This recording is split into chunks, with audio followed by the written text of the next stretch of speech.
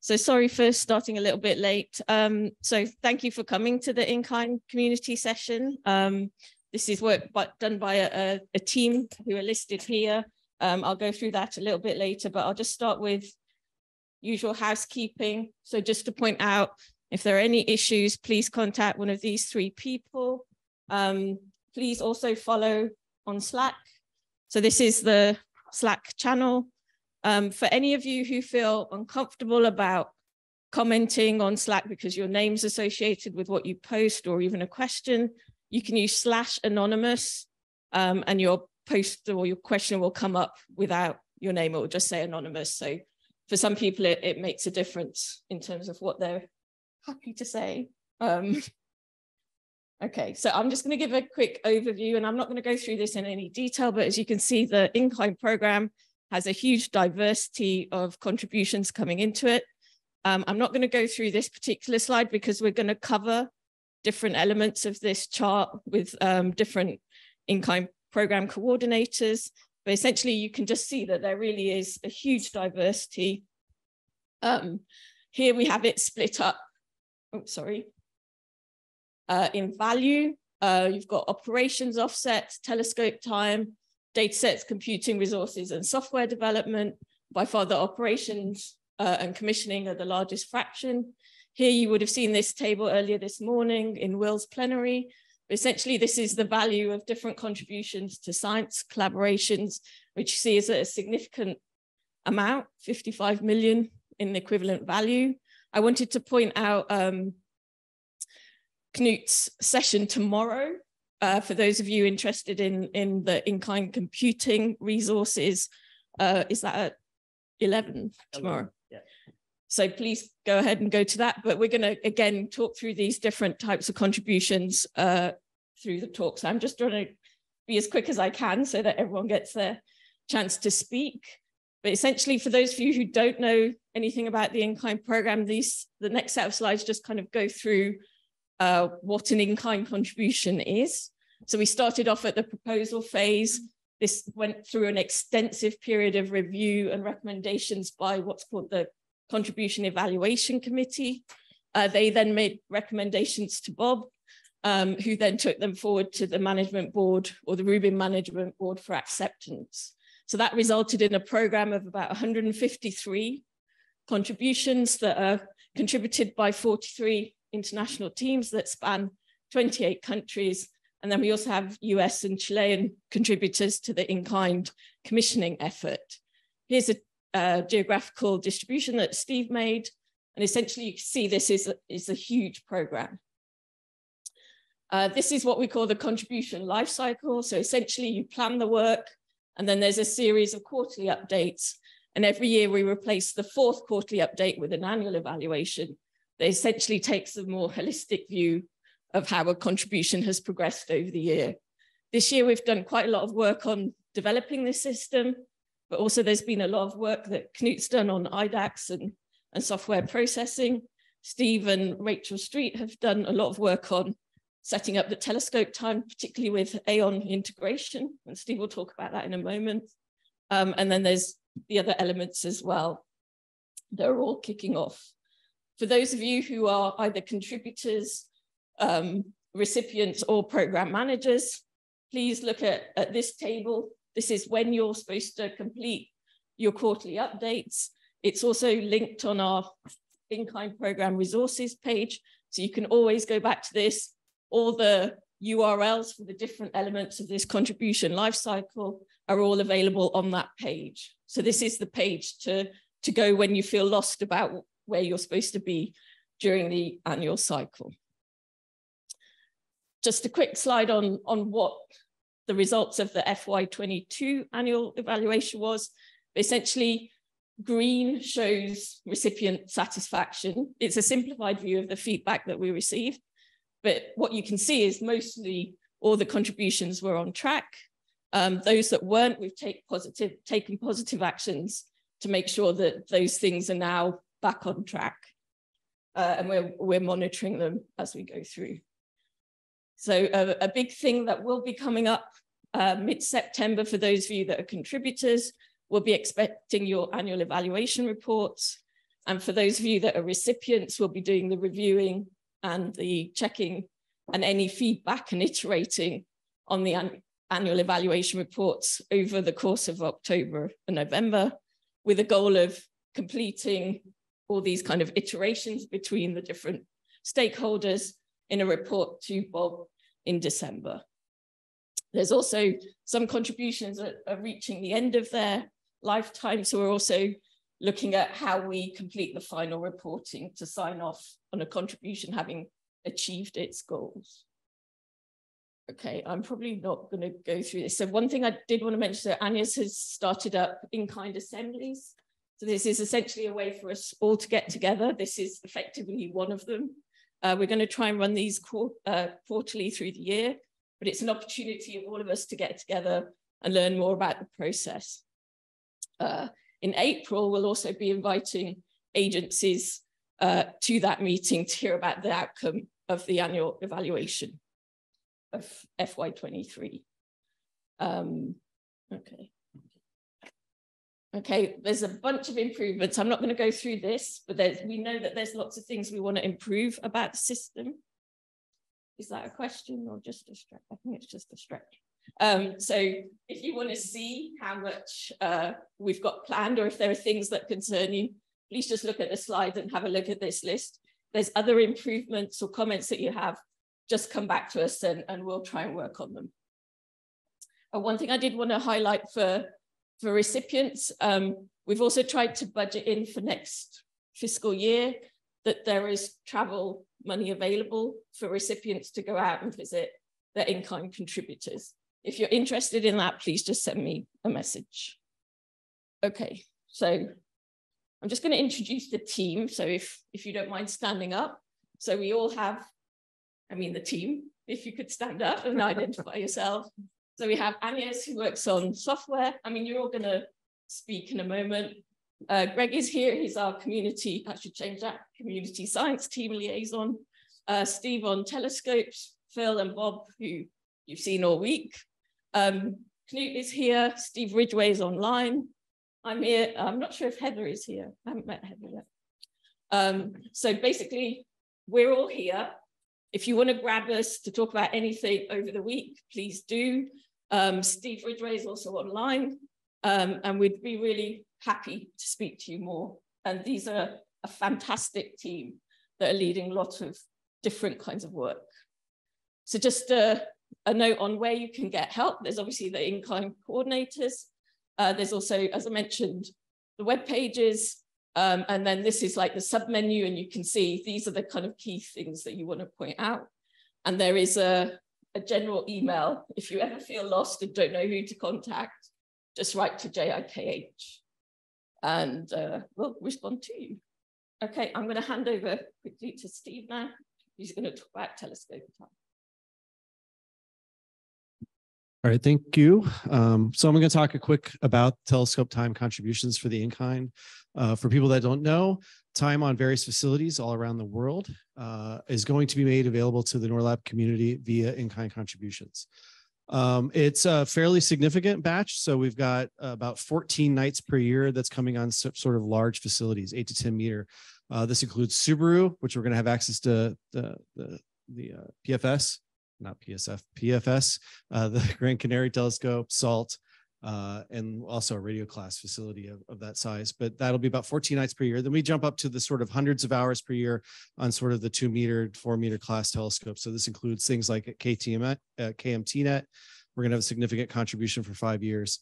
The new Trans-Pacific 2 meter telescope that's being built in Mexico, facilities in St. John in New Zealand, and more. And then at the very, very low level, on the smaller size telescope, sort of sub 1 meter class, we'll have about 1,000 to 2,000 hours available per year for follow-up. And so pretty dedicated opportunities there. How is this time going to be allocated? Usually the next question. Most of this time is going to be allocated through the NORLAB tax. You're going to be applying for this the same way that you would for any other telescope facility that NORLAB manages. So like Gemini Time, Blanco, and things like that. It'll be very, very painlessly the same, hopefully, for you. But remember, this will be part of the dual anonymous 2-stage review process that's going on with all NORLab tax stuff. And most of the time will be allocated through the semester allocation process, but we're talking about reserving a portion of that time for the long survey type programs that will especially help enable like long, big Rubin problems. Some unique facilities will have alternative proposal routes. For example, the GTC time has got to go through the Spanish TAC. And so we'll be supporting some things in promotion of it that actual proposals will be submitted to a different entity of time. Just a reminder, this is going to be open access. This is not limited to just Rubin scientists. It's going to be available to the entire community under the NORLab Open Skies policy. How will the community use these facilities? So a large number of these facilities are expected to offer AON integration, which can mean a wide variety of things, but at the very least, this should really help with submission of targets and OBs. The responsibility of data delivery and everything is down to these facilities. The larger ones like Subaru and things, that people should be familiar with those through the exchange programs that we already have. And your process of observing with those telescopes and receiving your data will be the same that it is here. On the smaller telescope facilities, these are the ones that we have the most work to do at making sure that their data facilities, what they're providing and how they provide it will be what we need for the community. Yep. Observing block. So sorry, just your observation set. But we're trying to really make sure that the data is available promptly. You know, if we're doing follow-up, especially, we want to make sure that data is back to the PIs within a 24-hour period or something very similar to that. That we're getting facility process data as much as possible to remove instrument signatures that can be available for analysis right away. And that there's enough documentation so that the data isn't just being taken, but it's data that is useful and useful on the timescales that we need it to be. This is what we're working, but every facility will have a different way that you'll need to interact with it in terms of getting your observations to them and your data back. The more that we can do AON integration, the easier this should be across the board. So we're hoping that there'll be a significant amount of target of opportunity observations. Most facilities are offering this. The kind of exceptions tend to be like the Subaru and things like that, that we don't have dedicated TOO time. But for something like at KMTnet, we're going to have either the first half an hour of the night or the last half an hour of the night are always going to be available for rapid TOs. So TOs that are coming in that day and within 24-hour observations. And so that we're going to try and get as much of that going at other facilities as well. But some of it will be dedicated night. You'll know that you'll have these weeks and then you can do the targets and TOO targets within them. Again, AON integration is going to be, I think, crucial to the long-term success of these programs and getting these rapid Rubin follow-ups, getting them tied into brokers and things like that, and really reduce the overhead of managing these facilities and observations within your observing programs. So what's next? We have a big observatories workshop that's coinciding with LSST at Europe 5 in late September. This is going to be with the AON group. We're going to really try and get a lot of these facilities started on their detailed plans for AON integration, what that means, how we work with them. We're firming up the details right now on when these facilities are going to be available. We want this to be available for Rubin follow-up, which means that we want to wait until there is Rubin data to then follow up on. So we're trying to push these into the 2025 period. So that's sort of where we're aiming right now, is to have observations started in 2025. And so we're getting that confirmed now. We expect before the end of this year, we're going to have a telescope webpage on the in-kind program that'll start listing what these facilities are, the rough schedule semester of when that time will be available, linked to the resources, to how the instrumentation works there and things like that. And importantly, when the first semester is. If we have observations available in 2025A, that means roughly a year from now will be the first call for proposals, you know, in sort of that September timeframe of 2024. So, but certainly we want to get this information to you so you can start planning your long-term science goals and how to use these resources for those long-term science goals. I'll do a couple slides on data sets real quick, and then we'll do the question and answer. So separate from telescope time are the data sets, and these are contributions which data products don't necessarily, they don't have anything to do with what Rubin observations first. So these are completely separate. They're not in a response to alerts or other measurements from Rubin. They're going to be available to researchers with Rubin data rights, so that, if you're from the US, you're from Chile, or you're an in-kind PI, et cetera, you have Rubin data access, you'll have access to these data sets. That's how that community is defined. The access will vary from facility to facility. Some will be served via Rubin data center, some will be an independent IDEX, some will be something completely different, another third party. There's a host of things that they need to match in terms of access, handling the authentication for the Rubin data rights, and how that data is hosted so that it's in a robust manner and useful to the community. Just some quick examples of these. A lot of these are great, like all sky maps. So you have LSST sources detected by eRosita, the satellite. Ultrasat is going to launch soon, and then we're going to have early access to the all sky UV maps. Basically, a year in advance of any world public data will be available to the Rubin community. There's the Subaru PFS filler survey for Photo Z training sets. There's also another PFS survey that is going to be involved in Photo Z calibration. And then this last one here is the MOA archive. So this is at St. John's in New Zealand. There's a New Zealand, Japanese microlensing survey, and has access to decades of data. We're going to be able to access that and get previous light curves generated on any target that you want from that survey. So these are just a few of the examples of the data sets that will also be delivered through the in-kind. I think we're going to do questions.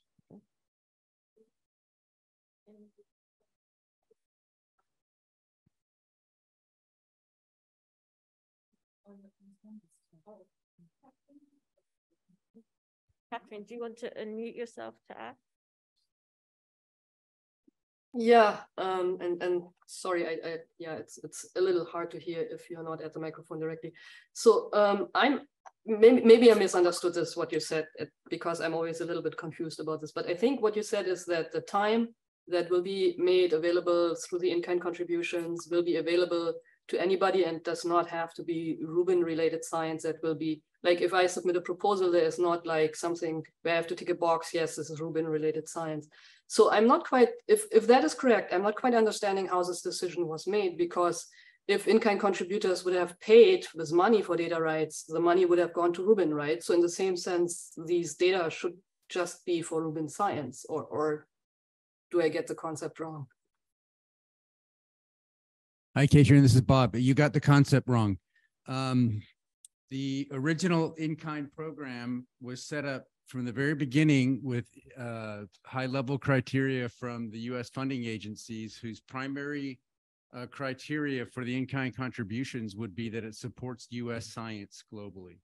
And so there is no specific requirement to do Rubin science with any particular in-kind program. Of course, many or most of the programs are actually benefiting directly Rubin science. As far as the telescope time goes, I'm actually confident that much of it, if not most of it, will be from the Rubin community, who will competitively put in proposals to the Noir Lab TAC, for example, and get telescope time. There are a few cases.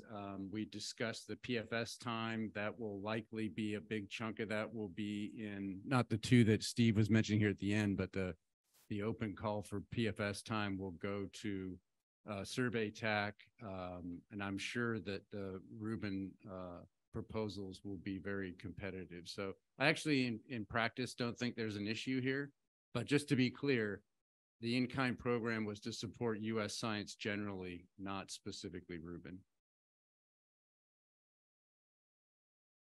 Can I ask one follow-up question? Do you think there will be help if we put together as a science community, Rubin science community as at large, bigger proposals? Do you think there will be help to coordinate that, or do you think we will be more or less on our own to like try to collect people? And is there any plan? I would be happy to discuss with you and others ways that you think Rubin or Noir Lab or Slack could be of assistance in coordinating proposals as a Rubin type activity, but also people are free to self-organize and propose. I would envision that if, as this goes forward, there will be there's certainly strong incentive for the Rubin community itself to organize well, to put in proposals that broadly would support, all the science collaborations or many of the science collaborations at once. I actually don't think that's that hard, at least conceptually. And so, yeah, I'd be happy to talk to you about ways that we could help enable that. But I expect strong collaboration across Rubin when we're talking about things like telescope proposals. Yeah, thanks a lot. I think a little bit of help with the coordination would go a long way on this. Thanks very much. Okay, any questions on Datasets? So Steve actually has to go to another session. So if you do have any other questions, please put them on Slack and we'll do our best to answer them after the session. Great, thank you, Steve.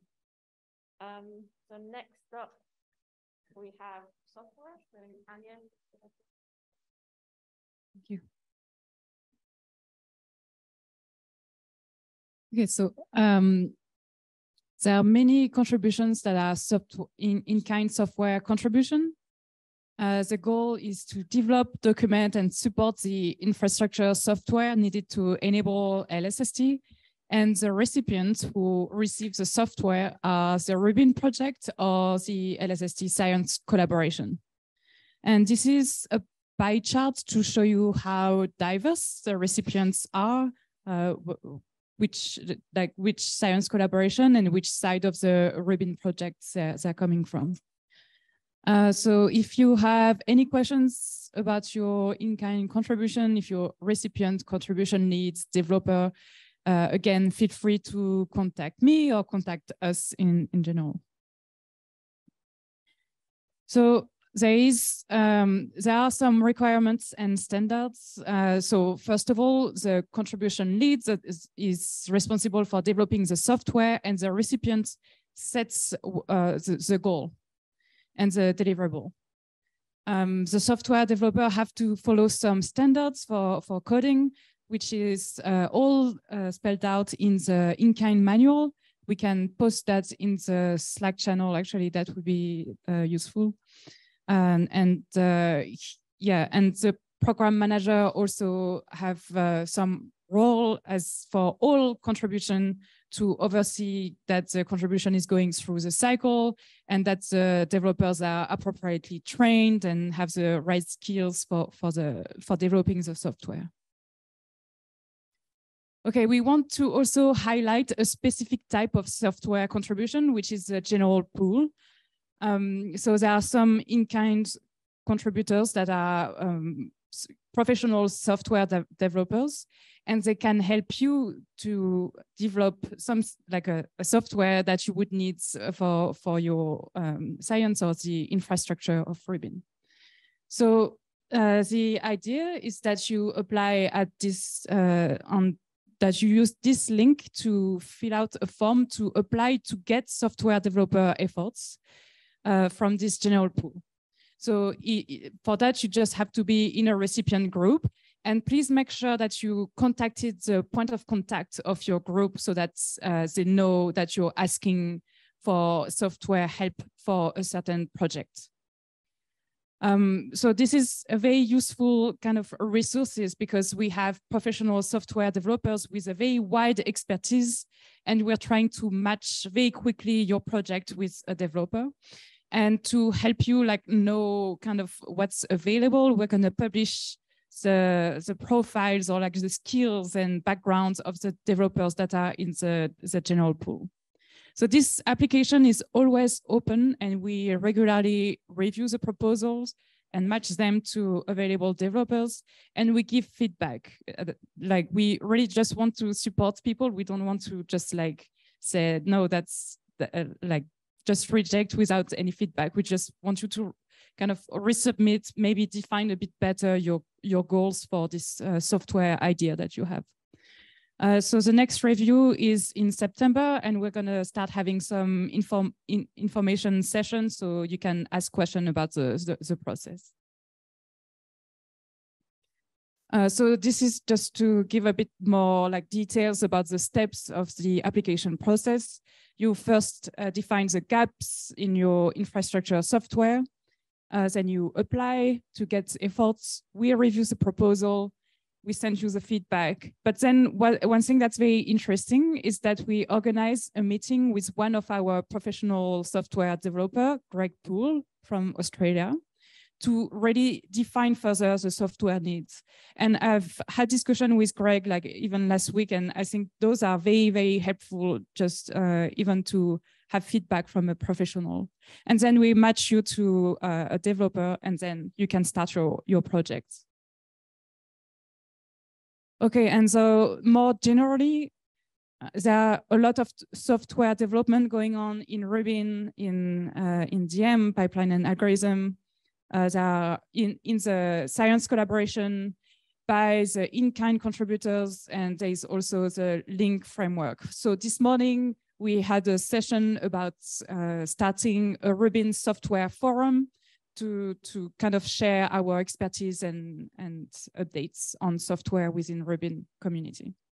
So if you also have any thoughts about that, please feel free to comment on the chat. And I think that's the end for me. So if you have any question. Any questions on Slack? I don't see any in the room.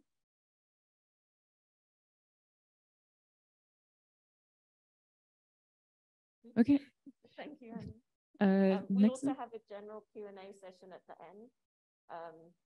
And so if your question, you forgot, you don't have a question now, but you have it later.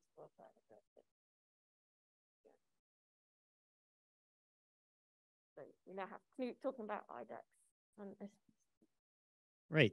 Yeah. So computing resources or independent data access centers and scientific processing centers. The acronyms.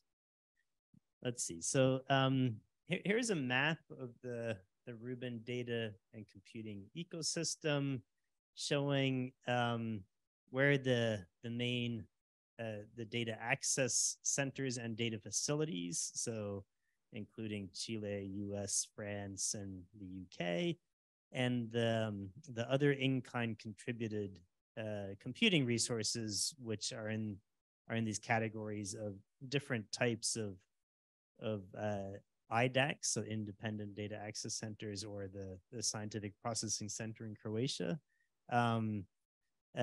Sorry if we got your category of IDEX incorrect if you're in the room, but this is roughly the map of the ecosystem.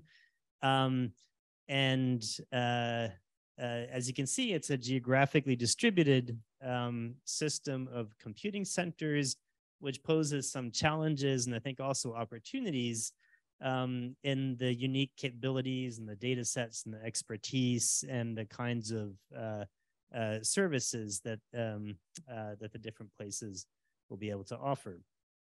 One important thing that we are currently engaged in is understanding the use cases for these different computing resources. So what IDEX deliver? So as you may know, the user community for Rubin is allotted 10% of the data release processing capacity at the US data facility, or the equivalent. So it would be,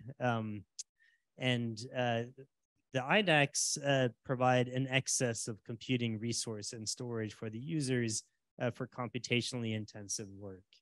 The idea is that these will be accessible by any data rights holder. They can be focused on particular science areas, opportunities, use cases, or communities. They could provide support for other data sets alongside the Rubin data. They can support serving publicly shareable LSST data, such as a public archive. And the question is, what are the tailored services that each of these IDEX will want to provide in order to maximize the science? And that's what we're getting towards next. Just a few highlights that these centers are expected to be in operation with the start of DR1. So with the release of DR1. And the current preparation that we're focusing on is on these use cases, defining them, establishing contact between the user community and the providers of the computing resources, and planning for the software and the services needed. We've had, in March, we held a virtual workshop where we discussed sort of both ends of this problem, both from the user focus and from the technical focus, the provider focus. And as part of that, we solicited use cases from the community, and they responded really strongly. We have now a compendium of almost 50 use cases, and technical discussions on how the ecosystem should react to support that kind of work. All of these are linked and publicly available, so you can go to the website of this workshop and get all the notes, all of the presentations, all the discussions that were had there, and a report is coming. We have a group that has its own channel on the community forum, and also a Slack channel for coordinating discussion. And as Aparajita mentioned, tomorrow we have a session titled Next Steps for In-kind Computing Resources, and you're invited to come to that discussion. So that's. Thank you, Knut. Any questions for Knut? I'm not inspiring the crowd today. There's one on the right. Okay. Could you speak in? Are you going to ask him to unmute? Okay. Yeah. So Tom, if you want to just ask it, you can type later. You can unmute yourself.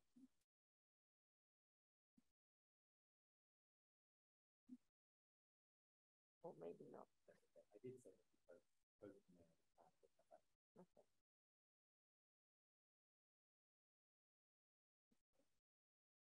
Phil, I think you're next. Thanks.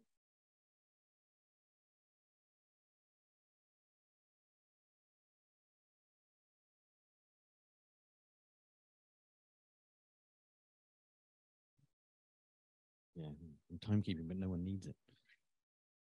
All right, so a few minutes on the contributions to commissioning.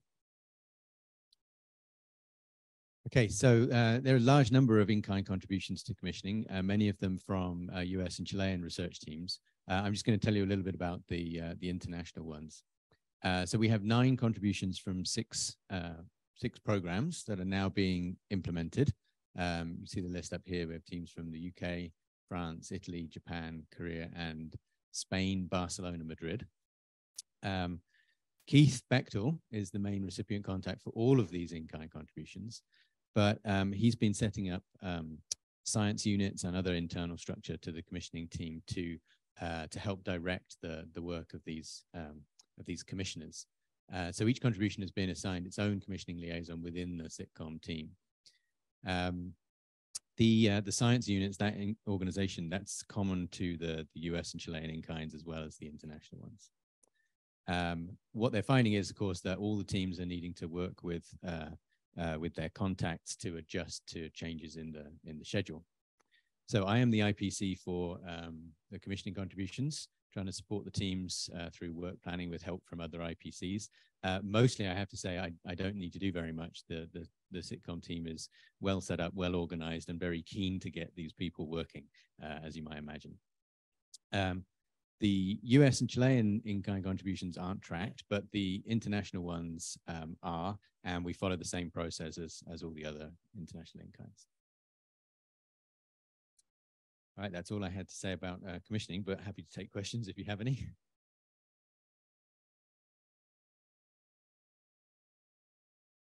Yeah, it's pretty straightforward. Join the team, go to Chile, help out, or stay at home and analyze data and help out. I will say that the commissioning team do seem very happy with the international contributions being made. It's managed to gather up a number of experts around the world, some of them in this room, and it's much appreciated that they're helping out. Okay, so I have these slides as well. thought I'd spend a few minutes just giving you an update on the Rubin LSST data rights agreements. So where are we with these? We've been working on these or towards these for a long time. When we took proposals for international in-kind contributions, we told everyone right then that we would use those proposal documents to generate the statements of work for the eventual agreement. That's still the case. One of the big lifts has been developing a common set of terms and conditions for the agreements being made when there are 3 different types of agreement in play. So the DOE, SLAC, and AURA will all be signing Rubin data rights agreements. They do now have templates, which is great, and have managed to implement a common set of terms and conditions. So we're now in DRA production, I'm pleased to tell you. AURA is producing 26 data rights agreements. It calls them IDRAs. It's doing them one at a time. So the first 4 of these have gone out to the program leads, and they're digesting them right now. SLAC is taking a slightly different approach. They are assembling the full package of 17 ICRADAs for DOE approval prior to distribution to the programs. However, the program leads do have the terms and conditions now, so they can analyze those in parallel to the DOE inspecting the draft agreements. Just a note here that the ICRADA requires 5-year renewals, but this is a formality. We expect to just renew them as a matter of course, as long as everything's going well. Okay, so a detail here at the bottom on the left. This is an issue that came up when working with one of the program teams discussing the terms and conditions. And it's led to a small change to the data policy. It's good for all of you to know that there is a 2-year grace period for junior associates who either move abroad or get promoted to permanent positions. They need that 2 years in order to figure out, if it's needed, how to get a PI slot or another JA slot. So it's coming up to job season. Young people considering moves, or even older people considering moves, they should check the data rights holder list for program status. So on the Rubin website, you can see the international data rights holder list. You can see which countries have in-kind programs, and on that website you can find the name of the program manager who is responsible for the data rights holder list in that country. They're the person to ask, if I come to Canada, will I be able to get a JA slot? And you can start talking to them before you apply. If you're considering a move outside the current data rights region, then you should consult Bob and I about whether the country you're thinking of moving to or applying to go to is one that's eligible for data rights. Okay, on the right-hand side of this slide, there's another little announcement for you, and it's related to this question of people moving around and trying to find ways to extend their data rights. So far, our priority has been to successfully implement the approved program, as the other IPCs were telling you, and get to the point of having a signed data rights agreement with all the programs. We're now able to think a little more about opportunities for programs to amend their contributions, as we said we would in the manual. So an announcement for you. We'll be issuing a rolling call for existing and prospective recipient groups to identify opportunities for further in-kind contributions that are targeted to meet a specific need that they have. So step 1 is talk to the recipients and find out what they need beyond what they're currently getting from the in-kind program. So we're going to be doing that over the next month or so. We'll collect those resource needs from the recipients via some simple web form. We'll post them on a Rubin web page, and the IPCs will advertise them. So that will define our residual needs from the in-kind program. Once we have those, teams in the US, Chile, or elsewhere will then be able to bid to make new in-kind contributions that meet the needs identified. So I'd say new in-kind contributions. This could also lead to an existing, oh look, I'm the only speaker to go over time. Okay, I said new in-kind contributions, but also you could imagine an existing in-kind contribution being expanded to further meet the needs of their recipient. Okay, so we're only anticipating accepting a small number of new contributions, and we're not going to be considering whole new international programs, but bids to expand the existing programs in the way I just said will be allowed. So you'll hear more about this on community and so on, and we'll have a chance to talk about it here as well. Okay, last thing, very quick. This is just a reminder that Rubin is managing the data rights holder database. It is available on the Rubin website. Look for International Data Rights Holder List. All inquiries about this should go to Heather Shaughnessy at Slack. She's managing this. Every year, roughly in the summer, the northern summer, she sends out a update request form to the program managers. Some of you are very familiar with this. And the program manager's job is to update the list of PIs and JAs associated with their program. The FY24 update forms are now being distributed, so program managers should watch out for that. The idea is to capture the students and postdocs who are going to be working on LSST science preparation next academic year. And then there's a couple more notes here about, with a link to the Rubin data policy about the definition of JA and so on, and happy to answer questions about this too. Thank you, Phil. Any questions?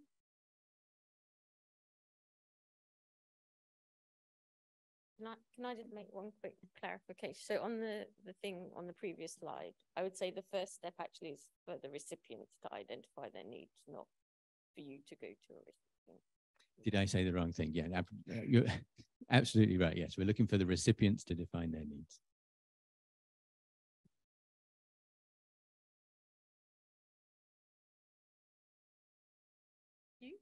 No questions at all. So it's really great that the in-kind program is so crystal clear to everyone. Sorry, is that the last slide? Okay, so we have time, lots of time, unlike my previous session, to have some general discussion. Is there anything you would like to feed back to the team, anything about your experiences with the in-kind program? I do have, if you look at the slide deck online, I do have a lot of slides about the process in more detail, the annual process. So I can go through those if people would like. But we're leaving the floor open to you because we're all here and we're all happy to help or answer any.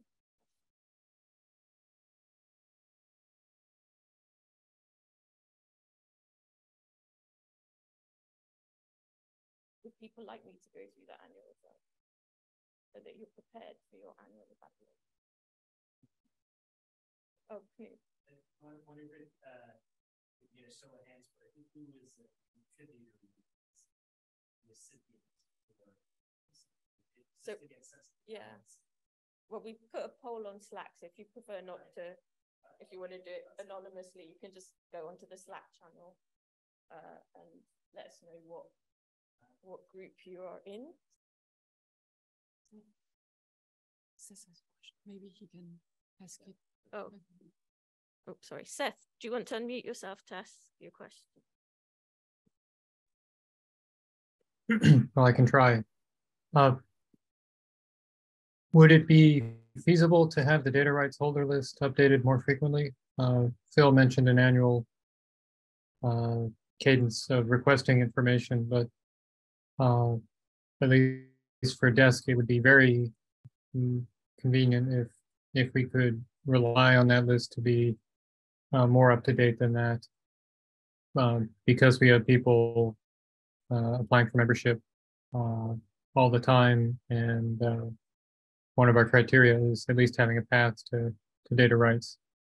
If we could just use that spreadsheet as a reference, it would save people time. There'd be no ambiguity or no confusion. I can give some answer for this for everybody. So the way we've set it up with Heather is focusing on this annual update to try and make it efficient on her end. She tells me that it has been doable doing it. And just check the green light. Yeah, the green light is on in front of me. Can you hear me, sir? Someone saying they can't hear the question. Yes, I hear you very clearly. Okay, good. Okay, so the fact that she was able to do this fairly efficiently, she was open to making so-called hotfixes throughout the year. So if somebody does apply mid-year or arrives in a program mid-year, then that is something that we can do. We'd like to do not a large number of hotfixes, but we certainly can. So, for example, a science collaboration could put together a small list each quarter and send them in, and I think Heather would be able to cope with that, no problem. Okay, yeah, the science collaboration says, DESC does not determine who has data rights, but we rely on the information in that list or from other sources if necessary to determine eligibility for membership in DESC. Yeah, but if you have lists of provisional members that you would like to be turned into members, then that would be something we could do to help. But I think that at the moment there's no plan to routinely update faster than once a year, but we do have this hotfix mechanism that we can use to do changes mid-year. Yeah, sorry, I don't want to dominate the question period, but what I was thinking was that since in-kind contributors are on the hook to provide quarterly reports, I think it would not be unreasonable if contribution leads could be asked quarterly to provide any updates about data rights holders in their areas. People are coming and going, just so the data rights holder list doesn't drift out of date on timescales longer than that. Yeah, that's not a bad idea. We could look at asking the program managers on a quarterly basis what they see happening in their program. Yeah. And yeah, no response from them would mean no changes. It would seem to be very efficient. Sarah has a question. I was going to follow up as just a practical. So we have this in Australia, and we've had a number of people who've joined in the middle, usually juniors, who then might want to join DP0, and they need that evidence that they're listed. And all it has taken is an email from our program manager, and Melissa has accepted that person on the basis of that word. And so we aren't seeing that regular updates, but it hasn't been a showstopper for our people being able to join science collaborations or programs that they'd like to. So there are workarounds. Yeah, I think it is pretty important. The data previews are only accessible if you are data rights holders. So it is pretty important for some people to have data rights. And those are very useful. Again, I'm one of the liaisons here. Those are very useful ways to get yourself engaged in the data. So participation in the data previews. Thanks, Greg. I think there's a question from Alex. Alex, do you want to unmute yourself? Oh, sorry. Oh, yeah. Thank you.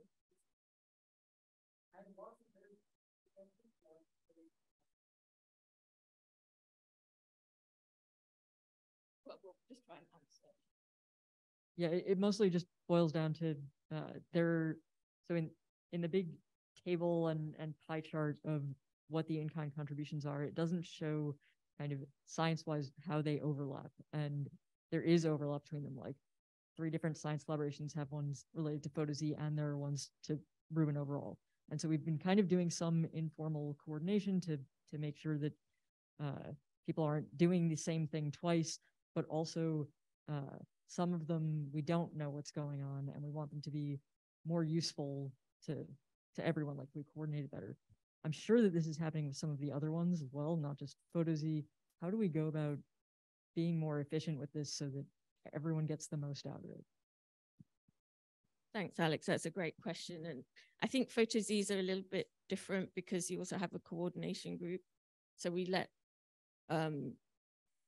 Melissa know about all the contributions, but there's a lot more work we could do in kind of improving communication. So there's one thing that we missed in the initial round was getting the secondary recipient. So that would probably include other contributions that you may not be seeing because the primary was galaxies rather than desk and things like that. So we're trying to improve the communication so everyone sees everything.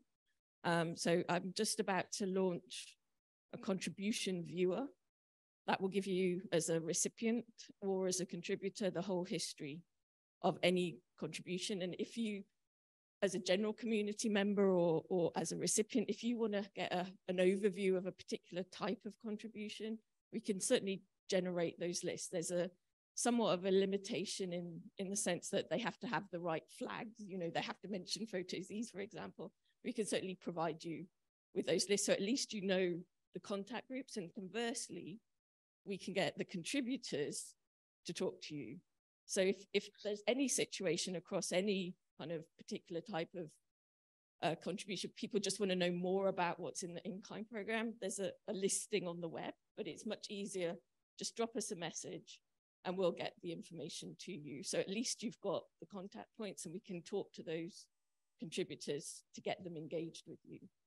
So you're right, there's a diverse set of stuff, and it's not really clear that they're all coordinated, and partly that's because they're not, because they're going to different recipients.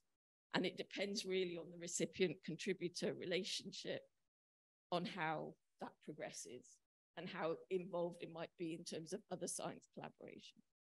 So they do vary from contribution to contribution. But yeah, if you're interested in learning more, just drop us a line on the JIKH email and we'll do our best to facilitate.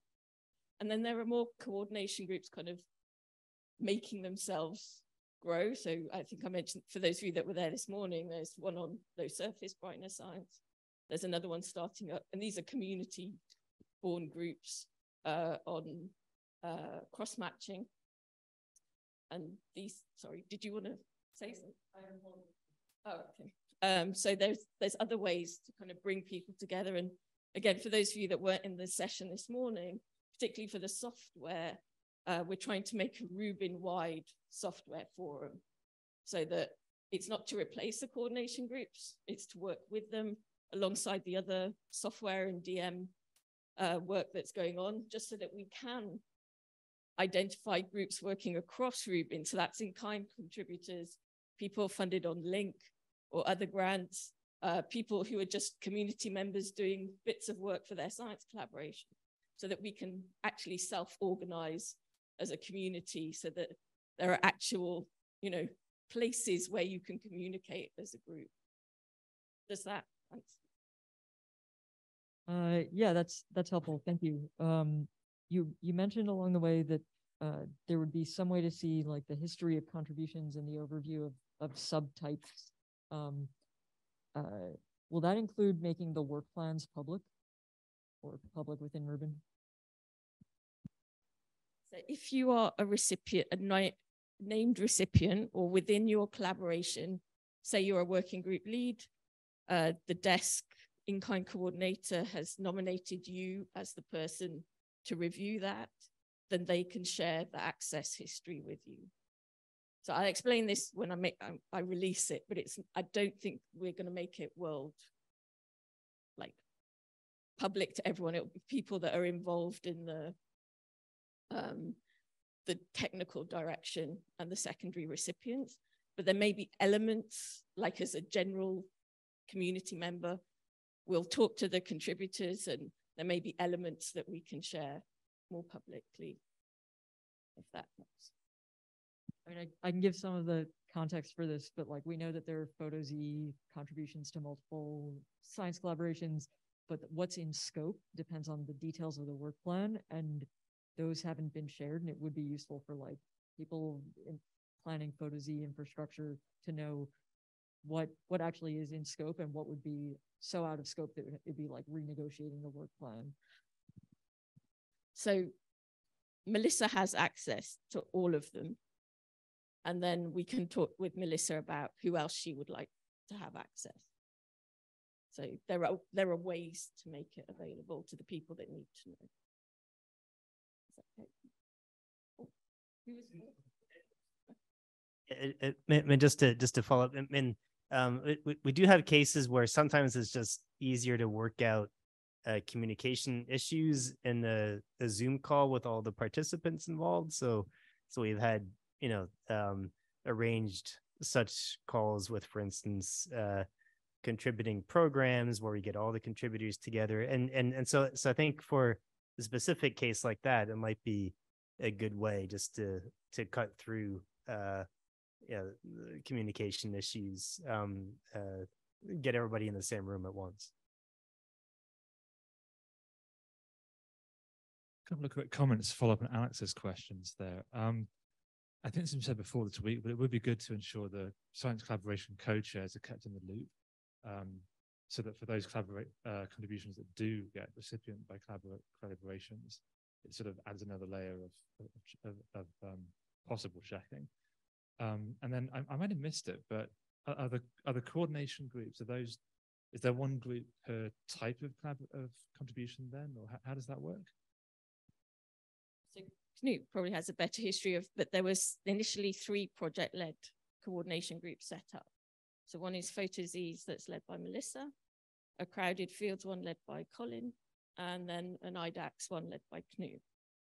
Then the others, the 2 I mentioned, so the low surface brightness and the cross-matching, have emerged from the community. And partly in the result of meetings like this, where in-kind contributors have got together, but they're also aware of other efforts happening in their SCs, and they have tried to start up a coordination group. Now, I haven't followed how successful they've been, but certainly Melissa organized, I forgot what it's called now. Alex, you might remember, was it a Photozy symposium? I'm not quite sure. Just a couple of months ago, just to keep the activity going in the coordination group so that people do know what's going on. There were pre-reserved slots for each of the in-kind contributors. I don't think all of them could go because of the time, but there is an awareness that there's more than just the in-kind program. And what we need to do is work as a community to capture like the full breadth and get ourselves working together. Does that answer your question? And then for the first point.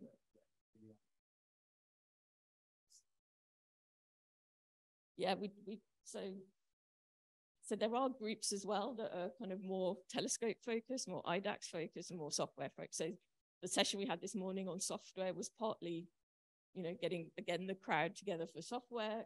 Knut's done great workshops on IDEX over the last 18 months and very well attended, and bringing in not just the contributors, but all the scientists who are defining use cases to motivate that work.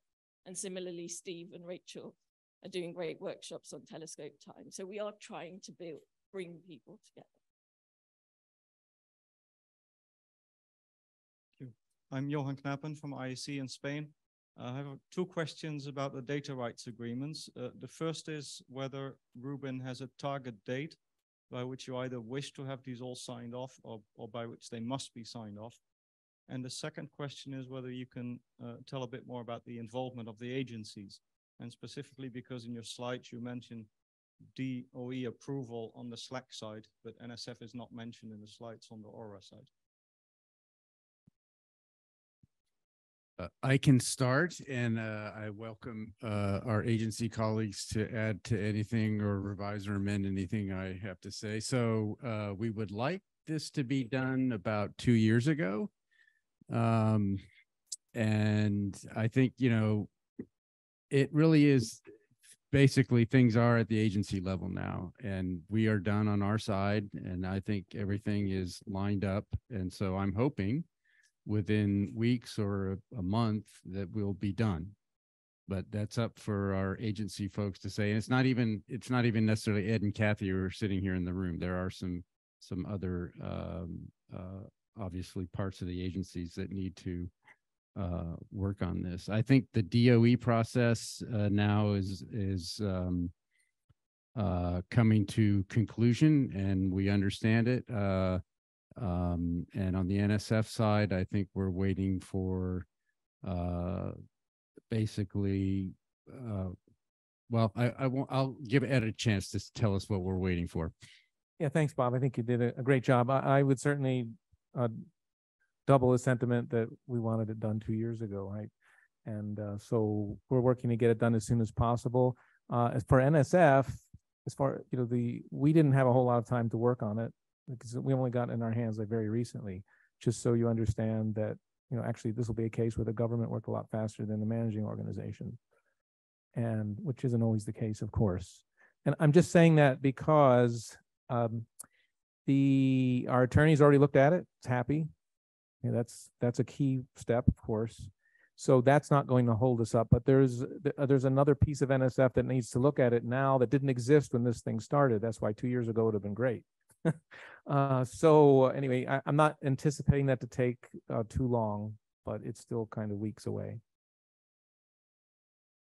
Thanks, Ed. And then we are starting to push out just directly from the Aura side DRAs to the program so they can have a look at it. And then we will still need the final NSF approval so that we can actually sign those DRAs. So we're not totally stuck in the water as far as making progress. Go ahead, Kathy. And I can say for DOE, yeah, the iCratas that Slack is doing, because Slack is DOE contractor lab, they do have to go up, and the formats of everything had to be approved by the lawyers up there somewhere.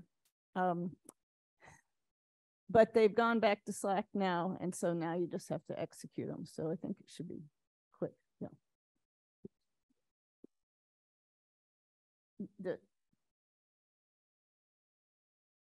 Sorry, I didn't wait for a microphone. My question was, I mentioned a full package of all 17 iCratas with statements of work attached that would be sent up to DOE for approval. Can you say something about how quickly you think that will go?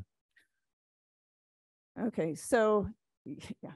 So at this point, yeah, there's two parts to the iCrata. There's the standard format template, and then there's the attached work for each contribution. And so as my understanding is, you or Slack puts that together now, sends it back up the chain to get approved. Since we've greased the way all the way up, soon, couple months, my hope. Okay, thank you. Did we answer you, Johan, or was there something left? That's very useful. Okay. This was very useful. Thank you very much. Thank you for the question.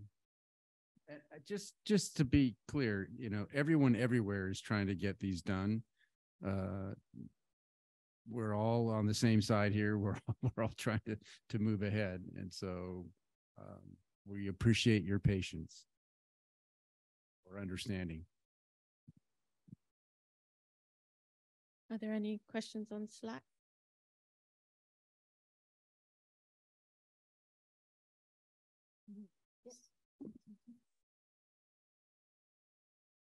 So yeah, on Slack, I posted some details. If you want to talk with us on Zoom, as Knut was saying, we can resolve a lot of issues by just having a chat.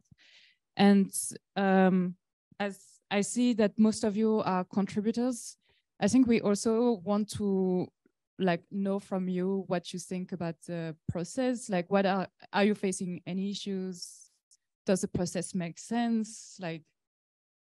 Filling out the quarterly updates and being engaged with us and with the recipients. Like, what is your experience? Basically, we want to hear from you.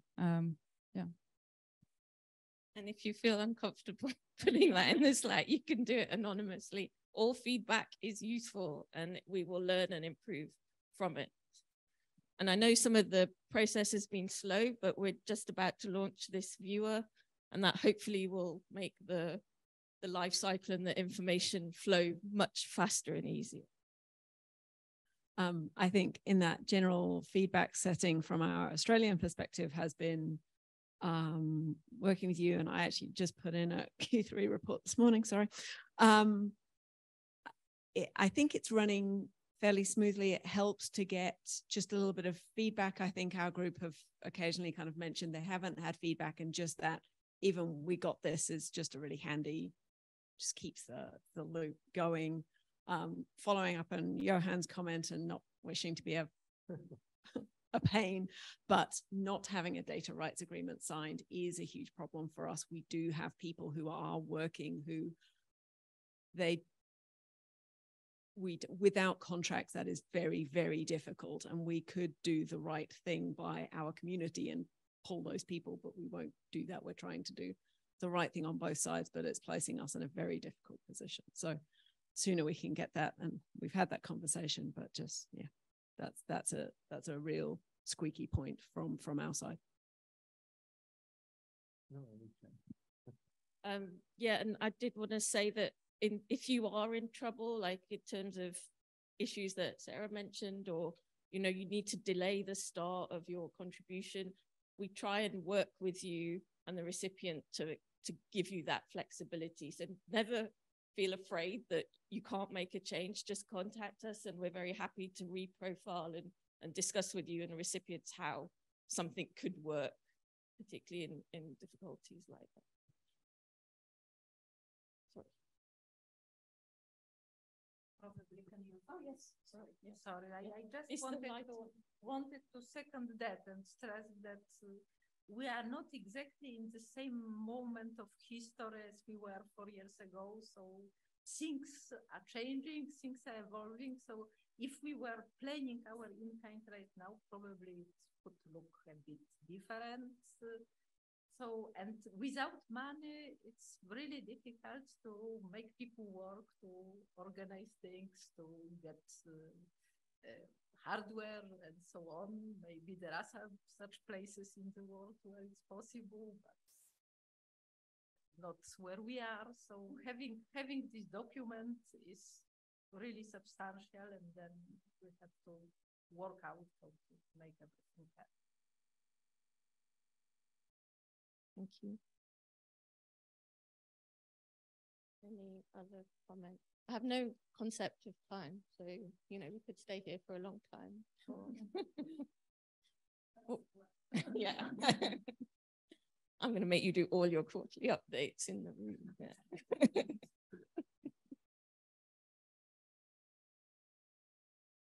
Any other comments or anything online? No. Anis, do you want to summarize that telescope time question we have? Or is it too? It's very similar to what Catherine asked. We'll cover it later. Okay. So I will be making the contribution viewer available, like I said. So apologies for those of you that haven't had feedback, but this is a way to make things simpler, not just for you as contributors to get that feedback on time. It will also make it hopefully easier for recipients to communicate with you, but really like a contribution as a recipient and a contributor relationship, you should be embedded in the team and hopefully working closely anyway with the team, that you have a handle on how well things are going. But yeah, expect to hear from me in the next couple of weeks. And I'll also do a video or a Zoom call just to walk you through the contribution viewer. So you essentially your whole program is accessible from that one web app. Did anyone want to have the final word? Otherwise, we can just go early and chat more over coffee. Yeah. Okay, well, thank you so much for joining. Thank you for all your excellent questions. The Slack channel will remain open. Feel free to send us any feedback or contact us on jikh@lsst.org. Thanks, everyone.